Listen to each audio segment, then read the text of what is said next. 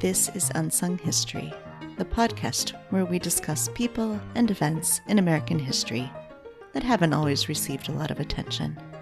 I'm your host, Kelly Therese Pollock. I'll start each episode with a brief introduction to the topic, and then talk to someone who knows a lot more than I do. Be sure to subscribe to Unsung History on your favorite podcasting app so you never miss an episode.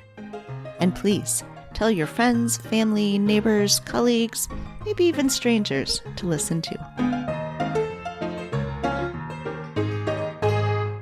Margaret Madeline Chase was born in Skowhegan, Maine on December 14th, 1897. The oldest of 6 children of George, a barber, and Carrie, who worked lots of different jobs over the years, including as a waitress and a store clerk. Taking inspiration from her mother, Margaret, who had long been a kind of assistant mother, began working outside the house as well by age 12, working at the Green Brothers 5 and Dime store. She even used her wages to purchase a life insurance policy. By 16, she was working nights and weekends as a telephone operator at the Maine Telephone Company.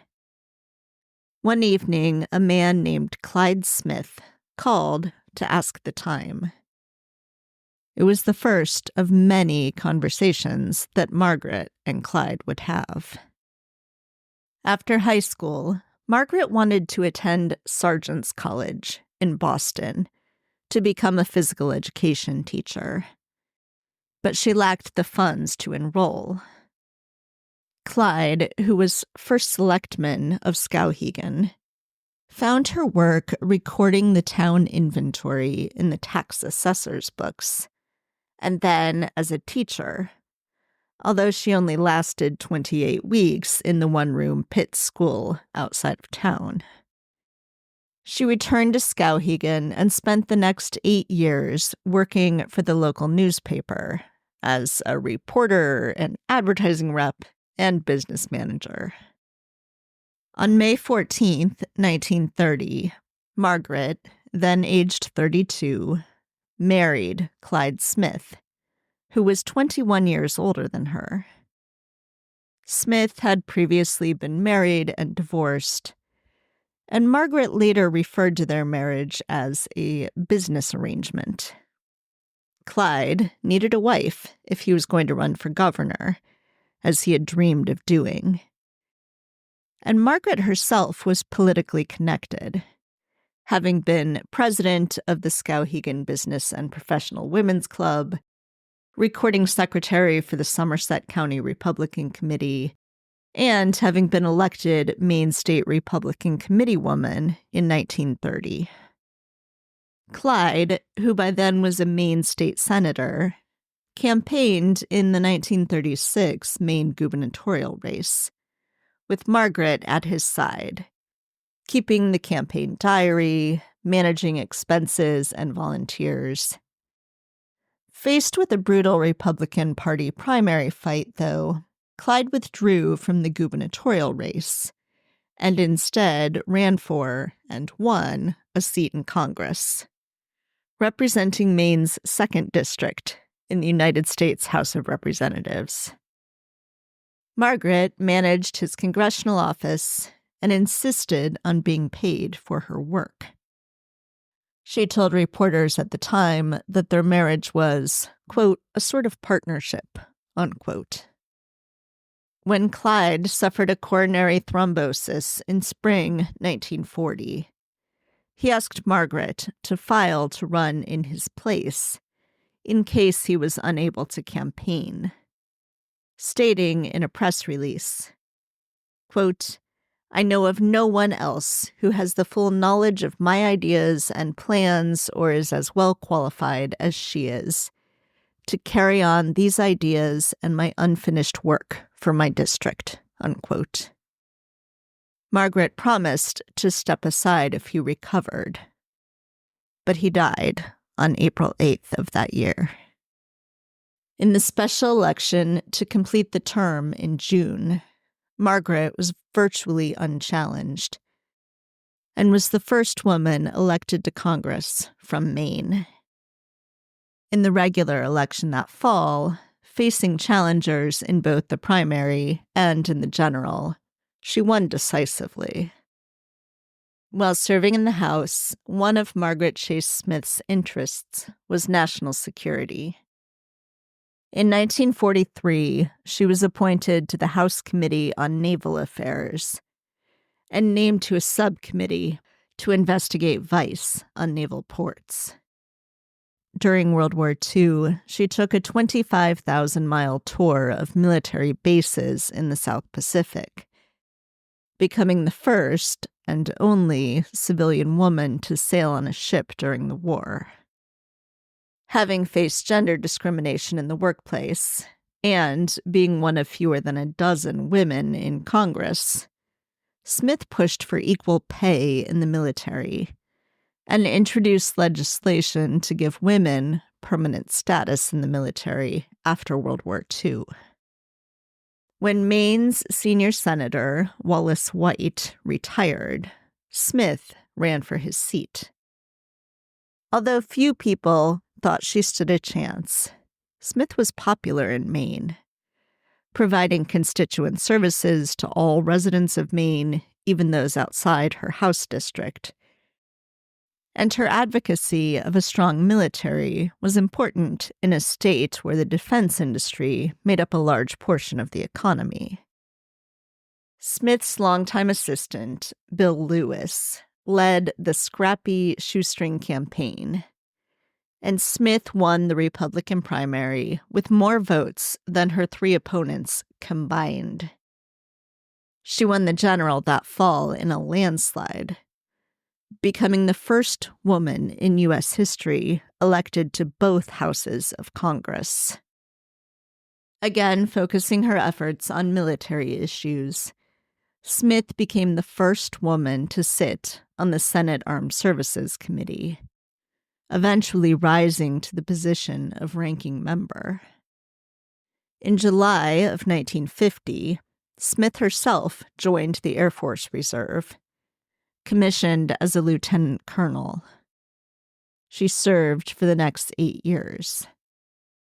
In 1957, at the end of a tour of military bases, Smith rode co-pilot in an F-100 Super Sabre jet, becoming the first woman in Congress to break the sound barrier. She reported, quote, "It was wonderful. I enjoyed the barrel rolls, and even the G-pressure didn't bother me," unquote. Perhaps her most famous moment in the Senate came on June 1st, 1950, when Smith stood up on the Senate floor and spoke out against Senator Joseph McCarthy's tactics, although she did not name him in the speech, saying, quote, "I don't want to see the Republican Party ride to political victory on the four horsemen of calumny: fear, ignorance, bigotry, and smear," unquote. 6 other senators initially signed on to the declaration, but facing pressure, 5 of them recanted. On January 27th, 1964, Smith announced at the Women's National Press Club luncheon that she was running for president, saying that she, quote, would be pioneering the way for a woman of the future, to make her more acceptable, to make the way easier, for her to be elected president of the United States, unquote. Smith had no campaign budget, and she returned the funds sent to her by women excited to see a woman running for president. Although she campaigned very little outside of New Hampshire, spending most of her time in the Senate, where she was proud of her record of nearly 1,700 state roll call votes without missing one. She did win 25% of the vote in Illinois, where 2 organizations campaigned on her behalf. At the Republican National Convention in San Francisco In July of that year, Smith's name was entered for nomination. The first time in United States history that a woman's name was entered for nomination at a major party convention. In the first round of voting, Smith received 27 votes, coming in fifth in the balloting. Mr. Conservative, Barry Goldwater of Arizona, was nominated by the Republicans, although he lost in a landslide that November to incumbent President Democrat Lyndon Baines Johnson. In 1972, after 4 terms in the Senate, Smith lost to Democrat Bill Hathaway, having become out of step with both her constituents and her political party. After overseeing the construction of a library to hold her papers, Smith died in 1995 at the age of 97. Her ashes were placed in the residential wing of her library in Skowhegan. Joining me now is Dr. Terry Finneman, Associate Professor in the William Allen White School of Journalism and Mass Communications at the University of Kansas, and author of Press Portrayals of Women Politicians, 1870s to 2000s, From Lunatic Woodhull to Polarizing Palin.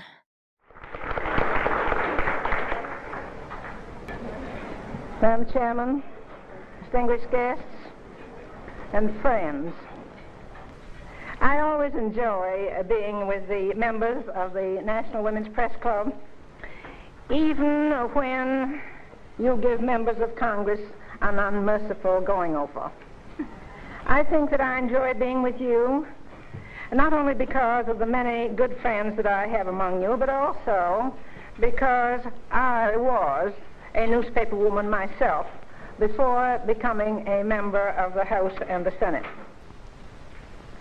In fairness to everyone, I concluded that I should make my decision before the end of January, and I've done so.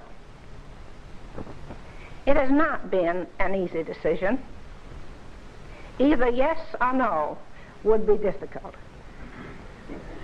The arguments made to me that I should become a candidate have been gratifying. First, it has been contended that I should run because I have more national experience, office experience, than any of the other announced candidates, or the unannounced candidates.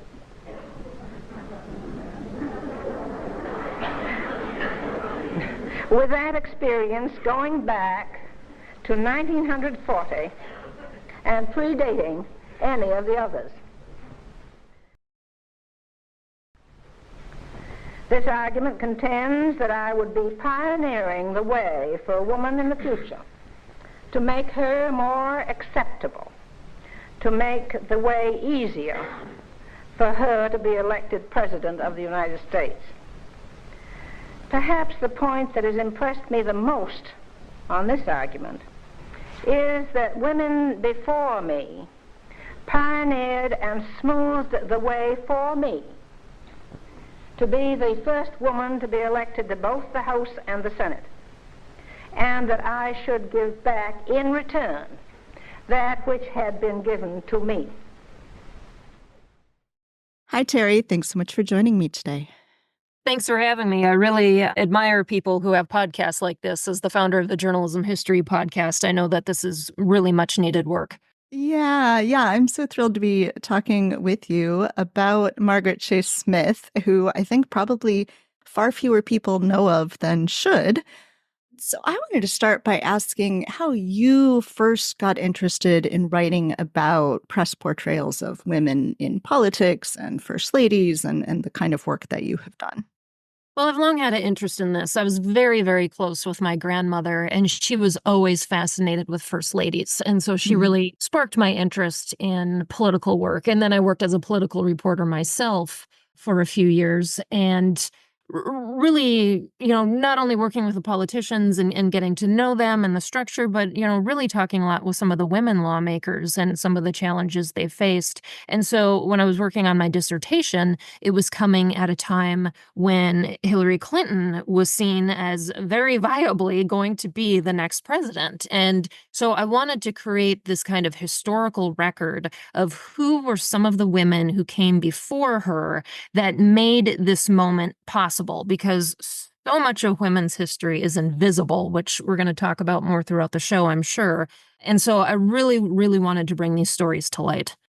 So I want to start a little bit further back before Margaret Chase Smith and just talk briefly about Victoria Woodhull, because I think she's such a unique case in so many ways, but I know you open your book with her as well. And so this is a woman who ran for president before women could even vote, before she was even constitutionally eligible, because she wasn't 35. So could you talk a little bit about that as sort of a case of itself, and then we can jump into more of the more recent with Margaret Chase Smith? Yeah, I absolutely love the story of Victoria Woodhull, and I was actually really pleased. I was just in Philadelphia at the National Constitution Center and saw that she was incorporated into the museum. They have a really great suffrage exhibit right now, and I was just so pleased to see that she's finally getting the recognition that she deserves, because so often when I do these talks, no one has heard of her despite her groundbreaking role in history. I mean, she was very active in the suffrage movement at the time, right there with Elizabeth Cady Stanton and Susan B. Anthony, but yet her name has been forgotten because soon the suffragists even found her to be too radical and wrote her out of their own history virtually, right? And so Victoria Woodhull obviously was way ahead of her time. So that just makes it even more astounding that she did what she did by arguing in 1872 that women needed to have rights, not just the right to vote,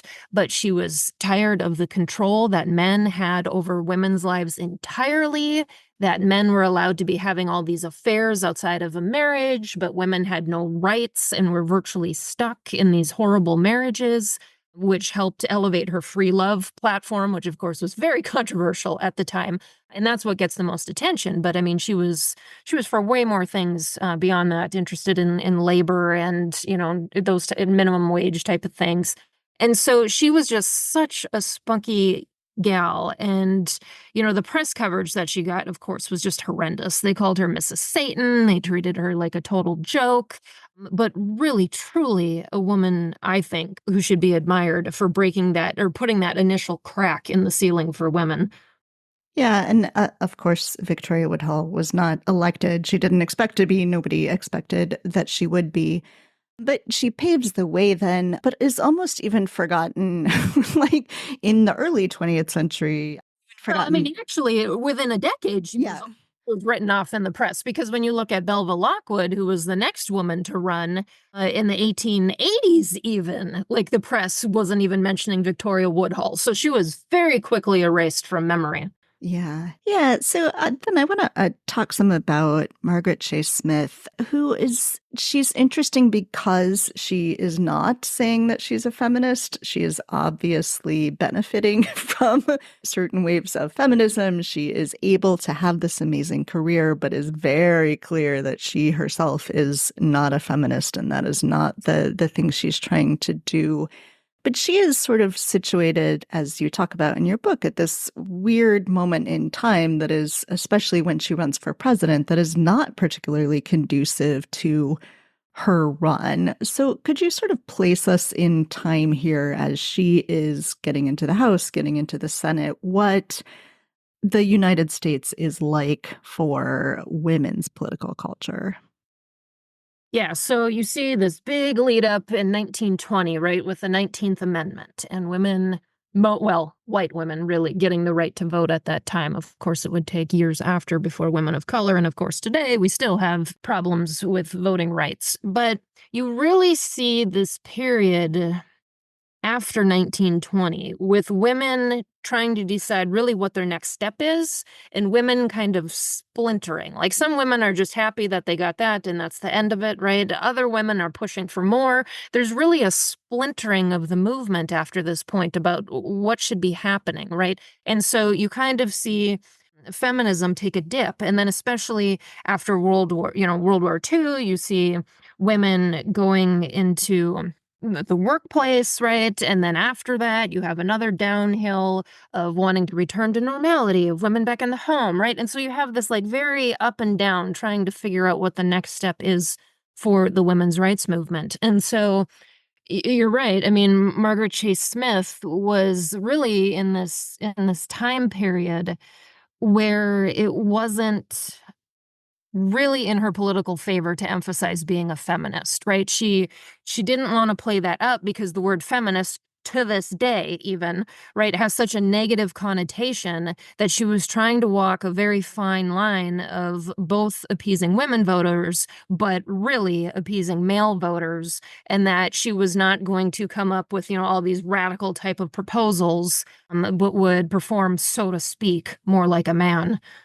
So she embarks on her political career in a way that many of the first women in various things have done, as the widow of a congressman who's running for his seat. Of course, goes well beyond that, makes a career far beyond anything he managed to achieve even. But she doesn't remarry. She doesn't have kids. So she's sort of like embracing this traditional feminine model in some ways. She always wears the pearls and a rose. But she doesn't, the current argument that's happening about, do you have to have kids to have a stake in the future, that kind of thing. Like, Margaret Chase Smith never has kids. She's not embracing it in that way. Could you talk a little bit about sort of her self-portrayal and this fine line that she is trying to walk? Well, one of the things that's interesting about her compared to some of the women you mentioned who got into the race because of their husband's death. Well, backing up, we should first say that in 1916, Jeanette Rankin was the first woman elected to Congress. Jeanette Rankin was also not married and also did not have children when she was elected. And so Margaret Chase Smith was not the first in that. But one of the things that's interesting about Margaret Chase Smith compared to some of these other women who took over at the death of a spouse is that she was very well trained at the time of her husband Clyde's death. She had garnered her own political experience, being very active in a business and professional women's club in Maine, getting involved into the Republican political sphere. She went around with Clyde on his campaign trips, learning from him how to appeal to voters. When he was elected to Congress, she put her foot down and she said, I will be on your staff and I will be paid, which she had to fight him on quite a bit and round up support from other voters to pressure him to put her in his office. And so she had experience helping not only run his campaigns, but also helping run his congressional office. And so she had quite a bit of political education herself at the time that he died. And virtually the last thing he did before he died was put out a statement saying that he supported his wife taking over his seat. So, she has built up very strategically and wisely this political clout to be able to continue her political career. Now, as far as discussing more the femininity, that again goes back to this very fine line that she was walking, trying to show herself that she was a very serious person. She, very much strived right away to be put on important, so to speak, male committees related to the military and naval affairs to show that she was here and she wanted to be taken seriously. Yeah, and let's talk then a little bit about her politics. So she is a Republican, but she comes of political age at a time when everybody in Maine was a Republican. So that's not particularly surprising. But she's very much what we would today call a centrist, is sometimes going sort of along with what the Republican Party is doing, but is not afraid to stake her own political identity at all. And then, arguably her most well-known moment in history in 1950, she's really saying both parties are failing and very, very much speaking out against a member of her own party as a Republican. So could you talk a little bit about her politics and how that maybe does or doesn't fit the political moment that she's in? Yeah, I mean, she was very much concerned about communism, right? So initially, she understood where Joseph McCarthy was coming from. But then as he went on and on, she kept asking him, well, what evidence do you have? What evidence? And he kept, weaseling around her. And then finally she realized, because at first she thought, well, maybe I just don't get it, right? Maybe like he's right and I just don't get it. But then she soon came to realize, no, this guy is off his rocker. and and really, as you mentioned, it plays this pivotal role in June 1950 with deciding to stand up against him. And, to try to have a more modern reference, you can think of this as Liz Cheney bucking against her own party more recently related to January 6th and Donald Trump, right? This is the same kind of thing, but what Margaret Shea Smith did is a little more unnerving, at least at the beginning, because she is on her way to the Senate chamber and actually runs into McCarthy. And he literally says to her, "Why so serious, Margaret?" Which is, oh gosh, right? And so, I mean, she says to him, "Yeah, I'm going to be making a speech today and it's going to be about you. You're not going to like it." And so he's literally sitting almost directly behind her, in the room while she is making this speech challenging him. And she was very nervous about this. And I mean, it was literally not until she started her speech that she had her chief assistant start handing it out just in case, she chickened out at the last minute. And so in this speech, her declaration of conscience, as you mentioned, I mean, she was really attacking the state of politics at the time. And I just want to read just a little bit from it because I think it's really interesting how it aligns with what's going on today. "I do not like the way the Senate has been made a rendezvous for vilification, for selfish political gain at the sacrifice of individual reputations and national unity. I am not proud of the way we smear outsiders from the floor of the Senate and hide behind the cloak of congressional immunity and still place ourselves beyond criticism."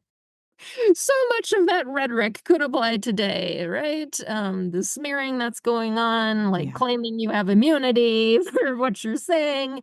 It's just so interesting to see how much of what was happening in 1950 still reverberates today. Yeah. And then presumably because that brought her more to national attention, in the 1952 campaign, she's actually talked about as a potential vice presidential candidate under Eisenhower. I mean, that would have changed history, right? If the Republicans had nominated a woman for vice president that early, it took until 1984 until a major party did that. Could you talk a little bit about that, this idea of her potentially being vice president? Yeah, I mean, at this point, she had a lot of the same experience as Lyndon Johnson. I mean, they were in the House together, they were in the Senate together, they were on these military type of committees together, right? And so, by this point, she has really built up a lot of clout for herself.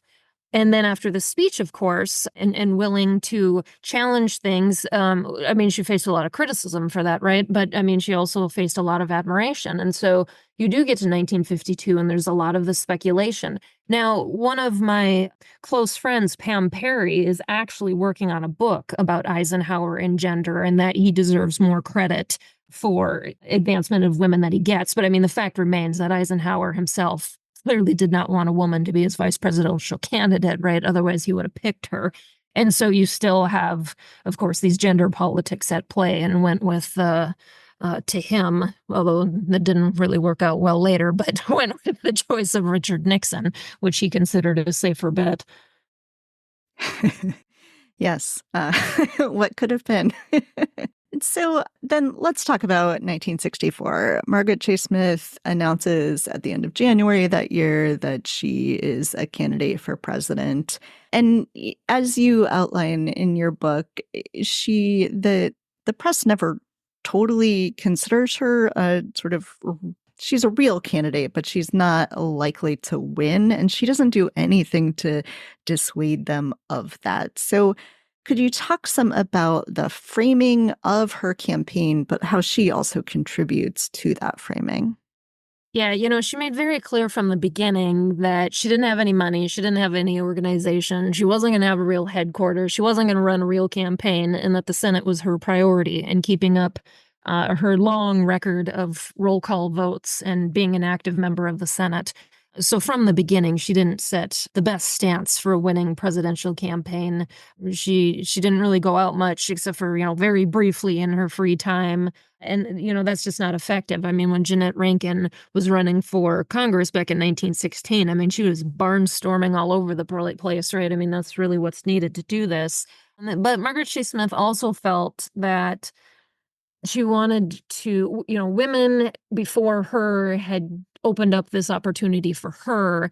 And so she wanted to do her own work to break a path for women. And she did, right? I mean, by becoming the first woman to be placed in nomination at a major political party's convention, she did break a barrier. And I mean, I've read that they ran out of Smith buttons because people at the time, while they maybe didn't see her as a viable candidate, they still recognized what a moment this was in history. And so because she wasn't active in the press then and really too much today, is very event driven. Like something needs to happen and they'll show up. They aren't always the best at, generating content outside of that. And so she didn't tend to get a ton of press coverage beyond just saying she's a candidate. But when she was covered, what was covered was very enlightening of the sexism at the time. Now, a lot of the criticism that she got, I analyzed over 500 newspaper stories of the time that she was running for president. And a lot of the people who were quoted were women, which kind of makes sense, right? Because it's supposed to be a major moment in women's history. Let's see what women think about it.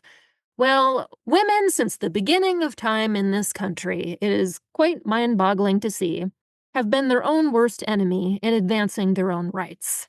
So even when you go back and look at the suffrage movement, you think, oh, the people who were against women having the right to vote, surely that's, men who are the problem. And believe me, men were a problem.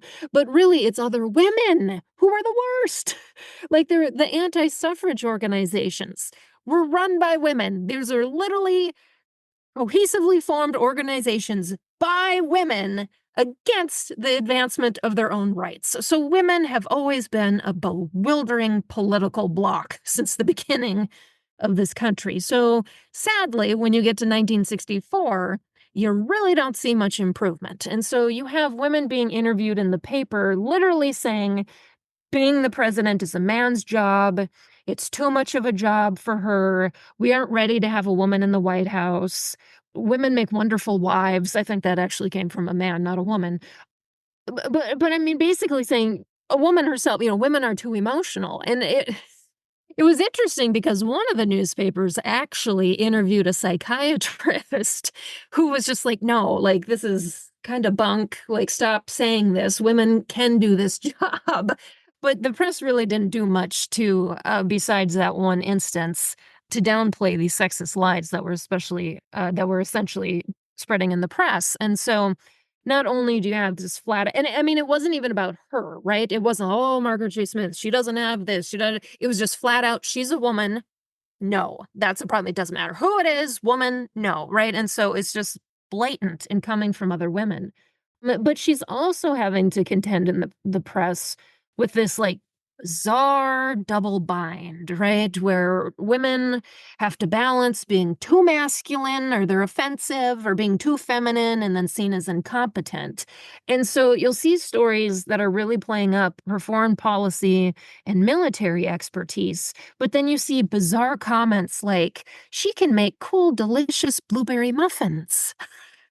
And then one of the weirdest sentences was she was an acknowledged defense expert, but also a great lover of flowers. Like, I mentioned Lyndon Johnson before. Do you think anybody would say that sentence about Lyndon Johnson, right? Even though Lady Bird was all about the flowers. Like, nobody would write that about him. It was only written about a woman.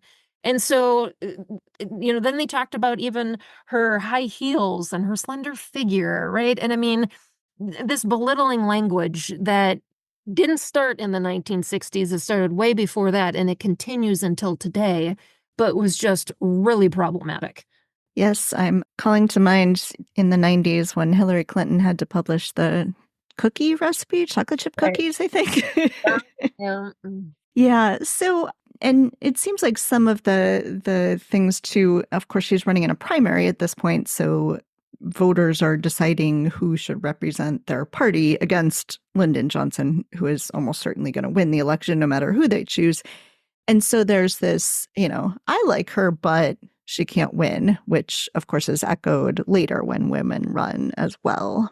Yeah, and I mean, one of the things that I wanted to say to add to that, and what I was just saying, is what gets me the most out of all of the coverage I looked at is a quote from a school board president, like literally from the education system, saying, "More power to her. Someone had to start it." Right, and that just makes my head explode and tells you like how poorly women's history has been taught in K-12 education for basically forever, right? Because someone did start it. Like Victoria Woodhull started it in 1872, and now we're in 1964. I mean, you could go back even further, right, to the launch of the women's rights movement in the 1840s and how long women had been politically active for like a century at this point, right? And yet that was all ignored. And apparently Margaret Chase Smith is just starting it from scratch in 1964.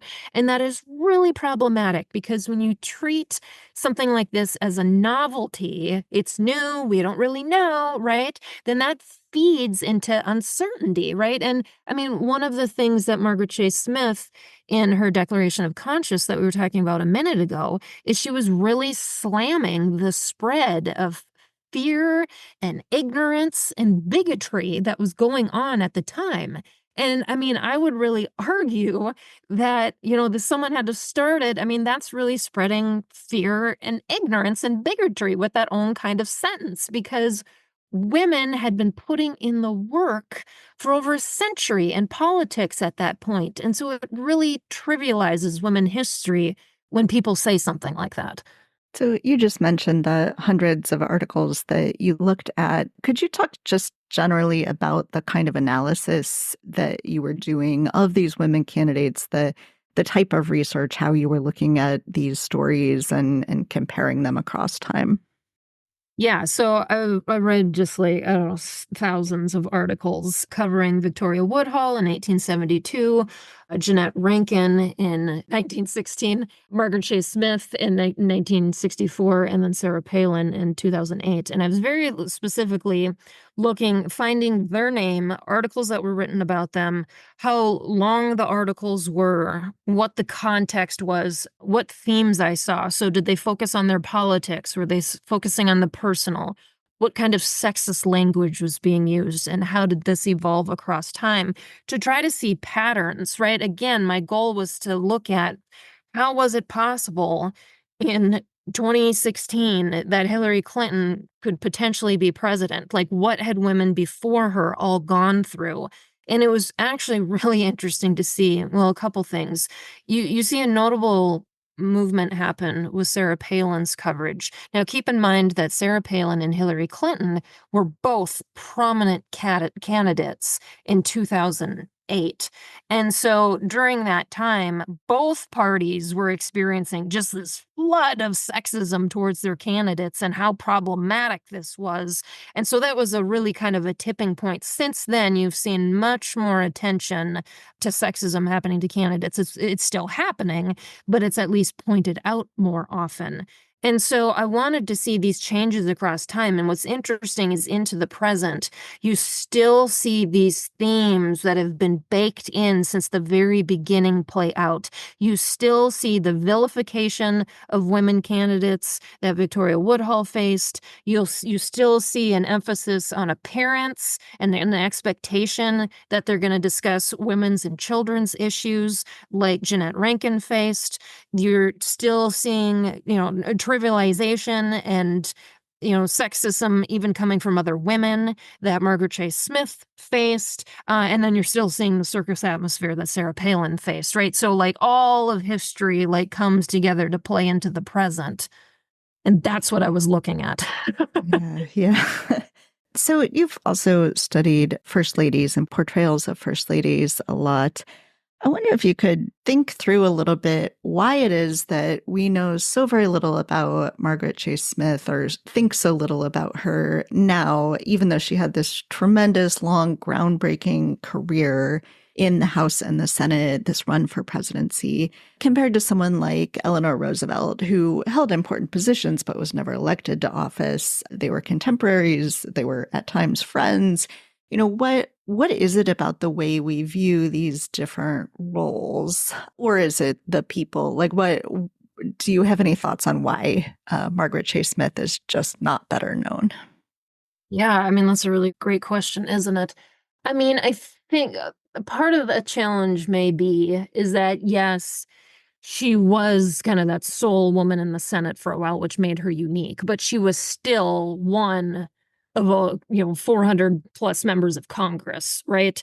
And so we don't tend to really get to know members of Congress that well. You know what I'm saying? Like, yeah, today we're aware of Mitch McConnell, but if you went up to anybody on the street, like, how aware are they really of, who he is, right? Whereas when you're looking at the first lady and the presidency, they are one, that's an extremely unique role that like only those two people have, right? And they are way more visible in the lives of everyday Americans. And so I think that is partly having a role to play here. But it's also just really goes down to who writes history books, quite frankly.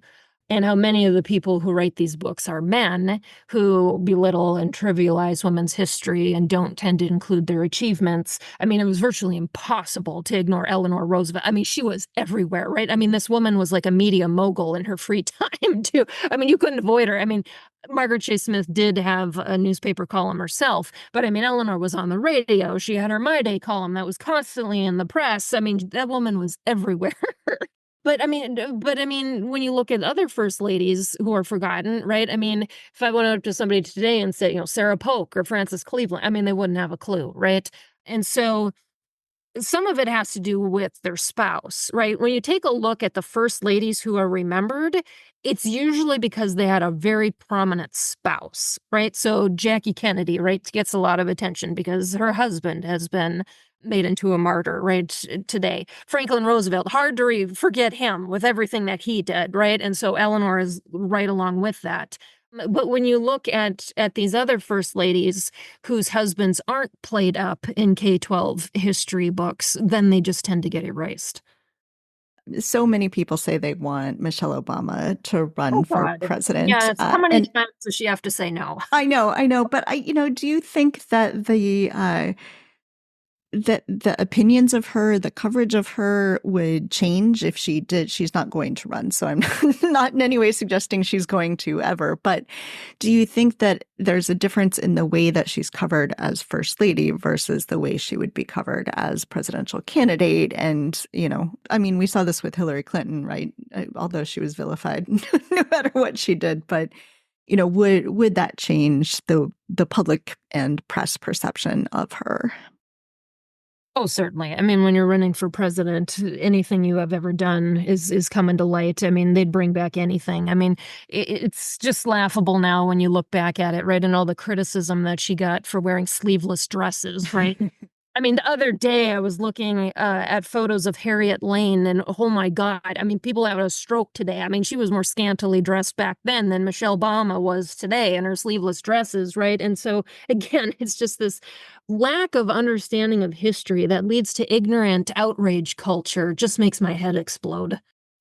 As we look toward the next few months, we, of course, have a woman leading a presidential ticket right now, Kamala Harris. Do you have things that people should be thinking about as they're looking at coverage of her and her campaign, pitfalls people should be watching out for as this plays out for the next few months? Well, I mean, from a analyzing word choices perspective, it's been interesting to see Donald Trump trying to decide what attack he's going to use for her and like trying out all these different lines, right? I mean, he actually called her beautiful the other day, which he obviously really didn't mean, right? And so then he's called her crazy. He's mocked her laugh, which, is another sexist stereotype of essentially, is referring to her like her cackle, right? As if she's a witch, right? Which is another, again, sexist stereotype.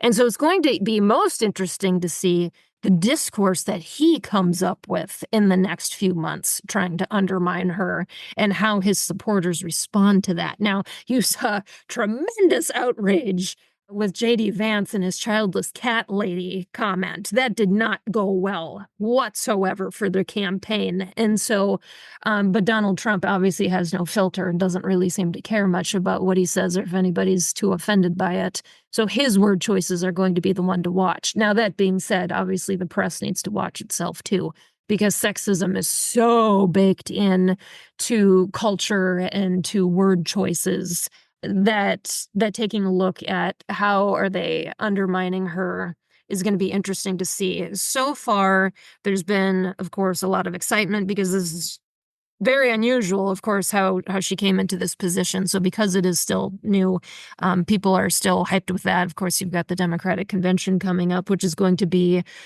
a real opportunity, right, for her to give her speech before the entire American public and what she stands for. And how people react to that is going to be interesting. But I would say, yeah, the discourse of the opposition is going to be the thing to look at. Could you tell listeners how to get more of your writing and your podcasts?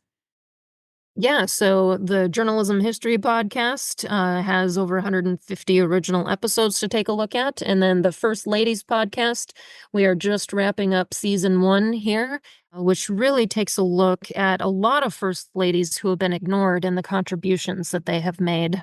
And then, of course, as you've mentioned before, my book, Press Portrayals of Women Politicians, 1870s to the 2000s. And then next year, I will be having a co-edited book with Lisa Burns about First Ladies come out as well. Excellent. Is there anything else you wanted to make sure we talk about today? The one thing that I kind of did want, I wish that I had added more nuance to my own book. The interesting thing about history is that K-12 history textbooks make it sound like everything is just cut and dried and simple, and nothing about history is. And so, one of the things, and I say this in my own book, is that, so Margaret Chase Smith was the first woman who was elected to the House and the Senate. And then, as mentioned, the first woman placed in nomination for the presidency at a major political party's convention. But she is also tends to be referred to as the first woman elected to the Senate. And I say this in my own book, but I wish now that I had put more nuance on that because, again, everything is more complicated than it looks. So looking back, it was actually in 1922 that the first woman served in the Senate. Her name was Rebecca Felton, and she only served for like 24 hours. She was just a placeholder very briefly for a man who died while they were trying to figure out what to do. But I really want her name to be shared because these women are forgotten. Now, where the kind of asterisk comes in as far as Margaret Chase Smith is concerned, because obviously Rebecca Felton didn't serve more than a day, so that kind of doesn't count. But it does count, and she deserves to be recognized. But it was in 1931 that you have Hattie Caraway, who is appointed to the Senate after her husband died, okay?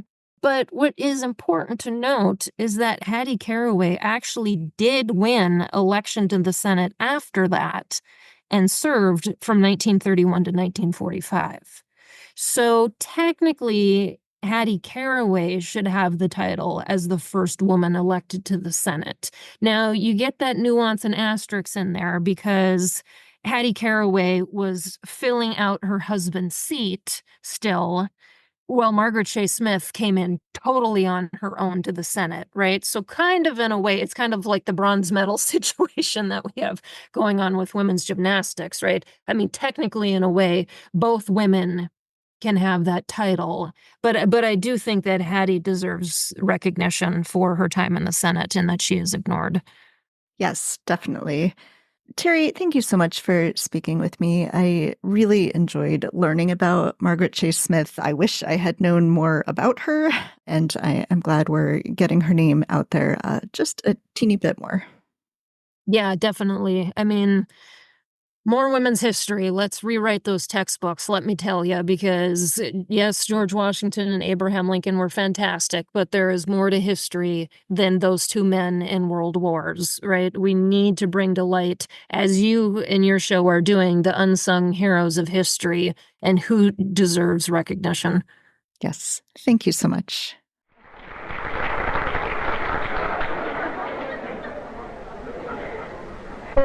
Which I met before in 1948 when I first ran for United States Senator from Maine, when I did not have the money that my opposition did, when I did not have the professional party organization that my opposition had, when it was said that the Senate is no place for a woman, when my physical strength was sapped during the campaign with a broken arm, when my conservative opponent and my liberal opponent in Maine were not restricted in campaigning by official duties in Washington such as I had, and when practically no one gave me a chance to win. Thanks for listening to Unsung History. Please subscribe to Unsung History on your favorite podcasting app.